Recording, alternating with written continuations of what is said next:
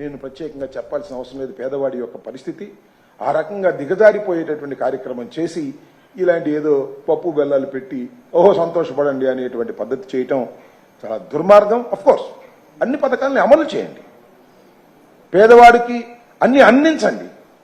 అందించుకోకుండా దీన్ని గొప్ప కార్యక్రమంగా చెప్పడం అనేది ధర్మం కాదు. 10 మందికి అన్నం పెట్టడం మంచిది, పెట్టుకోండి, అభ్యంతరం లేదు. కానీ అన్ని ఆపేసి ఈ కార్యక్రమం చేయటాన్ని సరైనటువంటి విధానం కాదని ఈ సందర్భంగా నేను చెప్పదలుచుకున్నాను. ఇంకా రెండోది ఏంటంటే, ఉత్తరాంధ్ర సంబంధించి ఎమ్మెల్సీ ఎన్నికలు నోటిఫికేషన్ జరిగింది. నిన్నటితో నామినేషన్స్ ప్రక్రియ పూర్తయింది. దానిలో బొత్స సత్యనారాయణ గారు వైసీపీకి సంబంధించి అభ్యర్థిగా చాలా ఎర్లీగా నోటిఫికేషన్ వచ్చినప్పుడే వారిని అనౌన్స్ చేయడం జరిగింది. ఆ తర్వాత నిన్న ఒకసారి పరిశీలన చేసినట్లయితే ఆల్మోస్ట్ ఆల్ యునానిమస్ గా ఆయన ఎన్నిక కావాల్సినటువంటి పరిస్థితులు ఏర్పడినటువంటి విషయాలు మనకు చాలా స్పష్టంగా అర్థమవుతా ఉన్నది. దానిలో సుమారుగా దీనిలో ఇక్కడ చెప్పదలుచుకుంది ఏంటంటే, చంద్రబాబు నాయుడు గారు నిన్న పోటీ పెట్టడం లేదు అని తెలుగుదేశం పార్టీ ప్రకటించింది. నిన్న 3 గంటలకి సుమారుగా అందరికీ అర్థమైంది. అప్పుడు ఎవరు ఇంకొక అభ్యర్థి ఉన్నారు, ఆ అభ్యర్థి కూడా ఇండిపెండెంట్ అభ్యర్థి. ఆయన విత్డ్రా చేసుకుంటే యునానిమస్ అవుతారు, లేకపోతే ఎన్నిక జరిగితే బొత్స సత్యనారాయణ గారు గెలుపొందుతారు.